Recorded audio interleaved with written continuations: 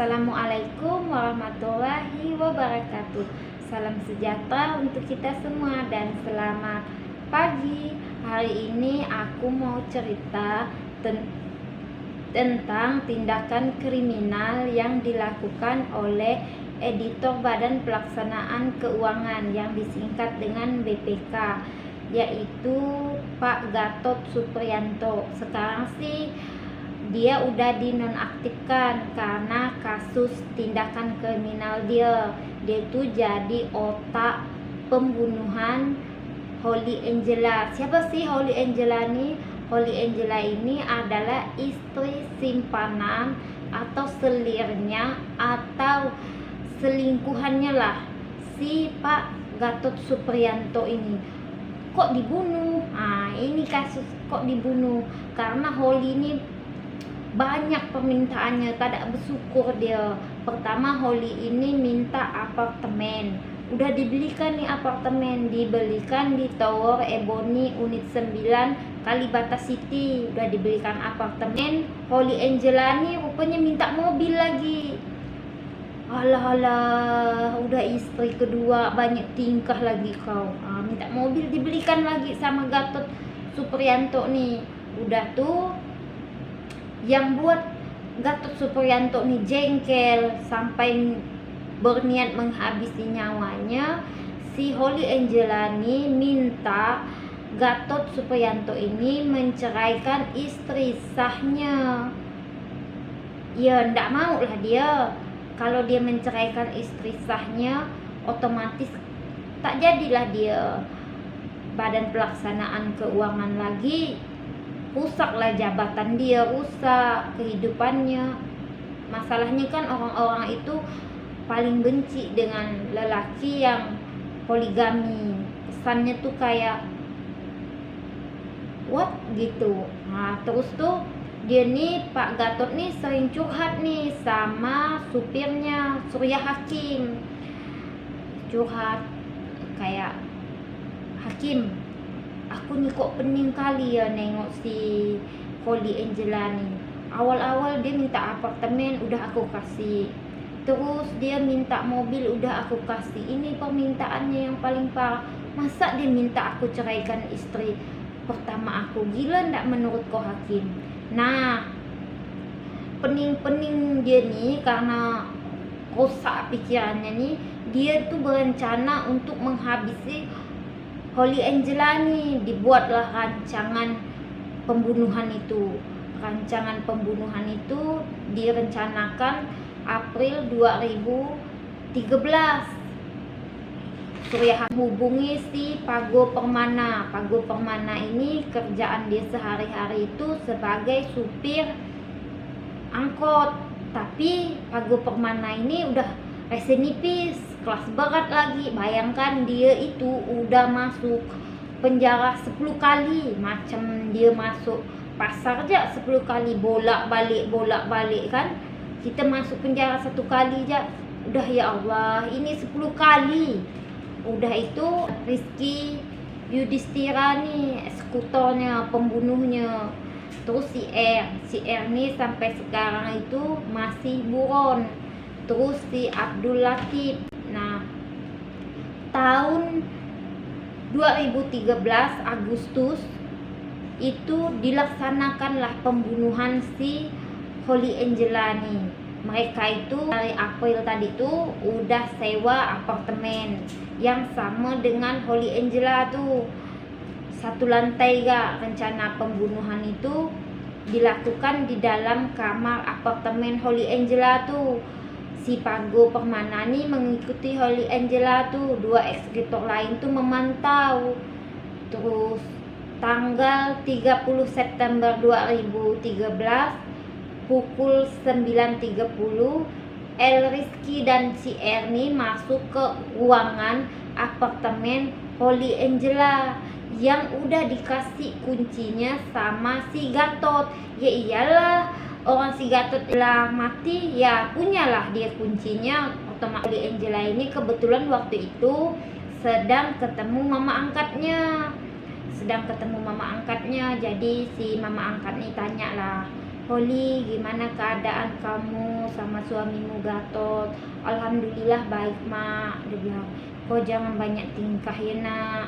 Kau sehat-sehat ya, jangan banyak pikiran, jangan banyak nuntut yang terlalu." Gitulah kan mama angkatnya tuh nasehatkan si Holly ini. Mama angkatnya tuh ndak tahu itu terakhir kali dia ketemu Holly dalam keadaan sehat baik gitu. Itu terakhir kali dia berbincang sama si Holly inilah.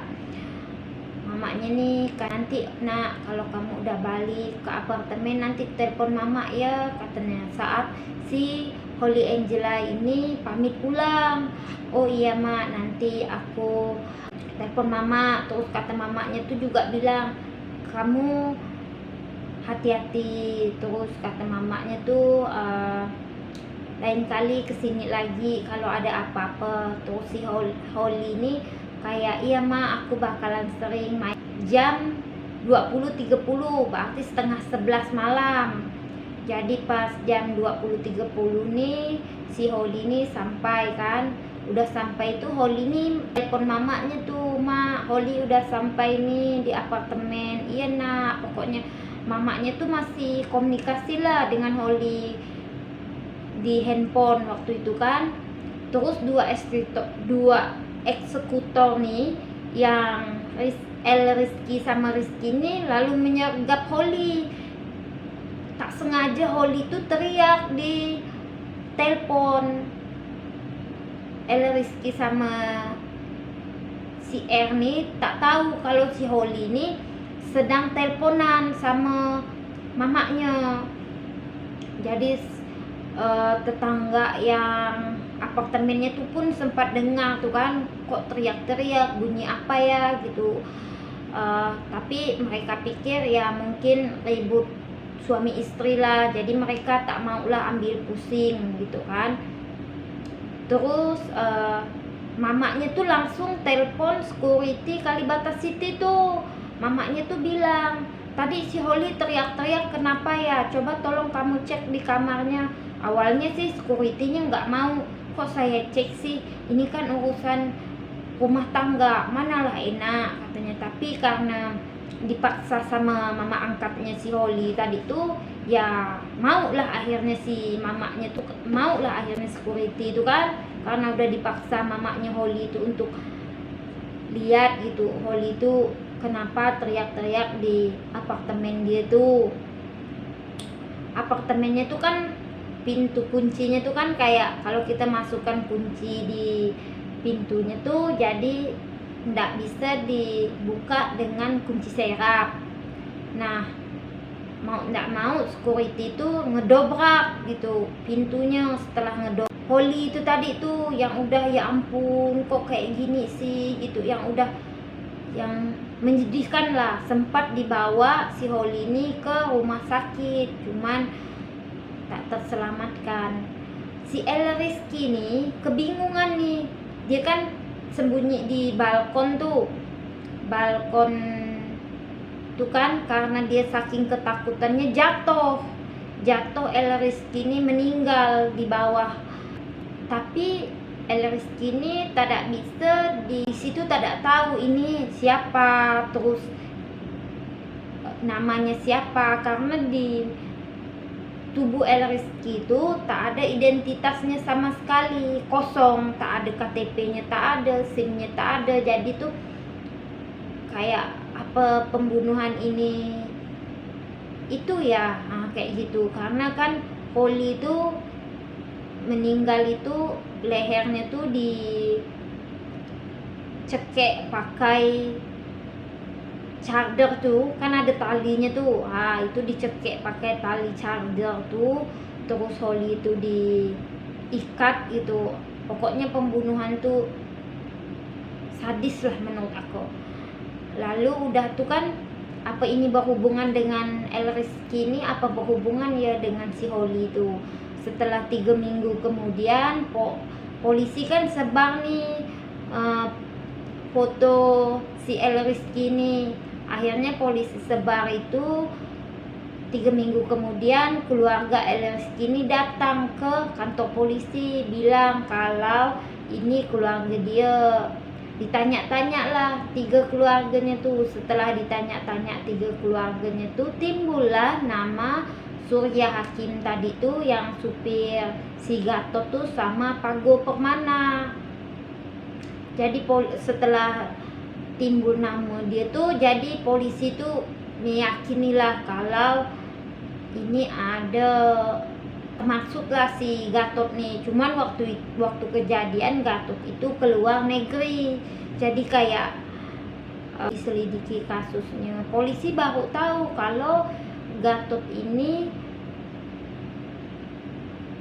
editor Badan Pelaksanaan Keuangan yang nikah dengan si Holly Angela, karena setahunya istrinya Gatot tuh bukan Holly Angela, istri sahnya. Jadi dievaluasi lagi kan, dicari tahu lagi kok bisa gitu Holly Angela nih ada hubungan sama Gatot gitu kan. Setelah dicari tahu,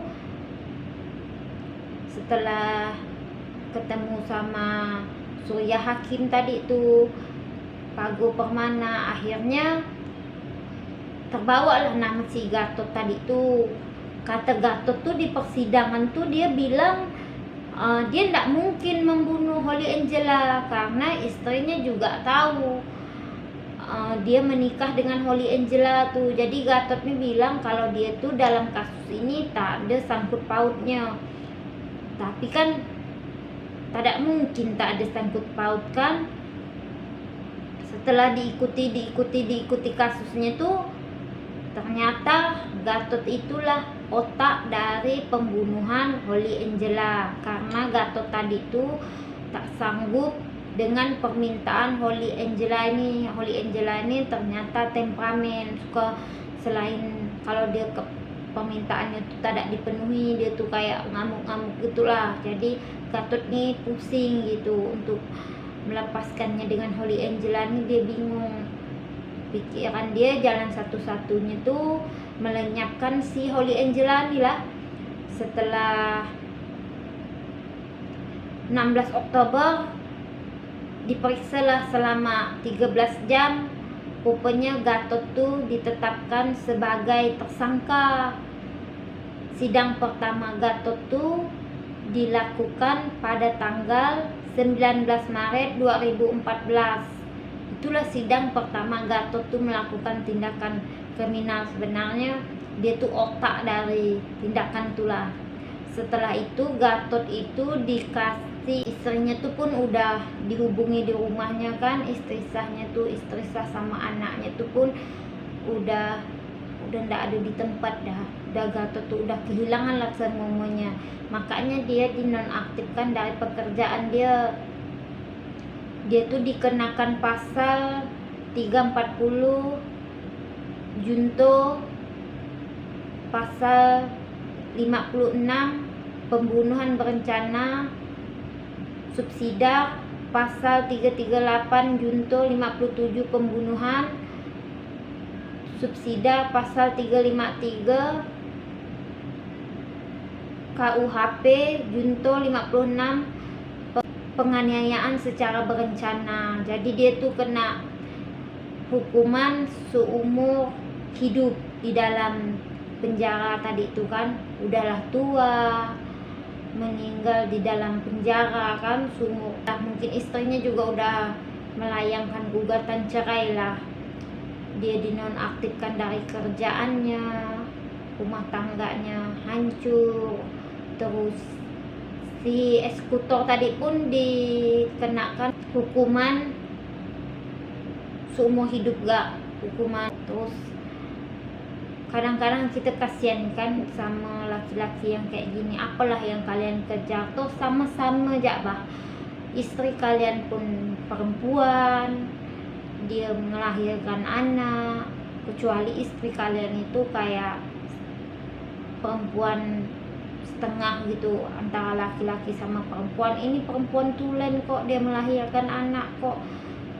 Selingkuhkan inilah akibatnya. Jabatan hilang, terus istri istri itu tinggalkan kita, anak tadi tinggalkan kita, otomatis keluarga pun tidak mengakui kita.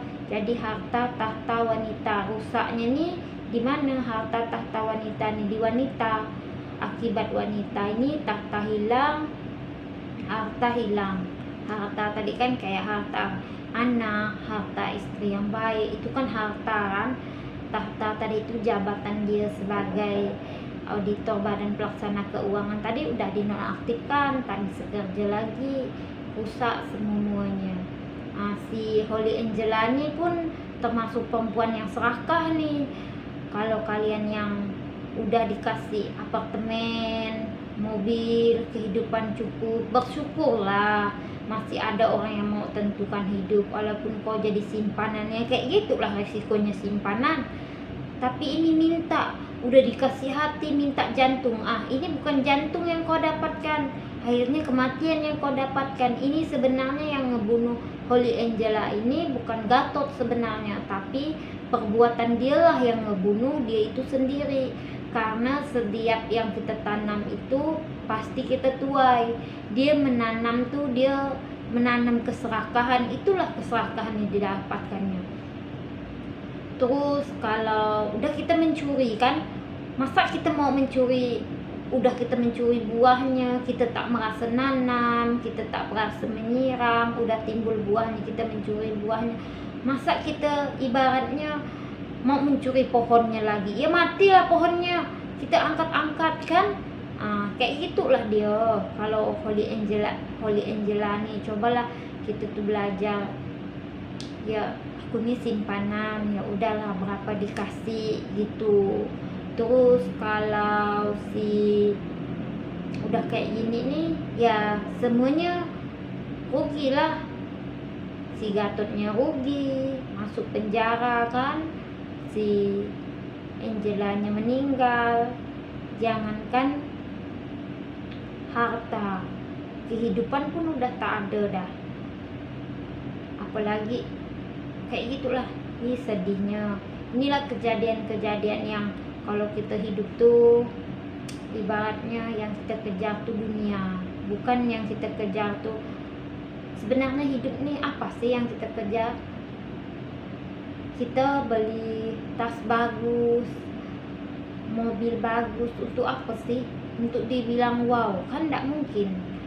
Orang itu sebenarnya kebahagiaan yang hakiki itu damai, hidup cukup, itu udah bahagia sebenarnya. Kalau kayak gini mana bahagia jadinya? Jadi membawa bencana kan. Dari pelajaran kita petik dari Holy Angela nih, kita hidup tuh tak boleh serakah. Terus dari Gatot tadi tuh, ya kalau udah dikasih perempuan kan, istrinya pun nggak mungkin lah nggak cantik kan. Udah syukuri aja, intinya tuh bersyukur bah. Dah sampai di sini cerita kita.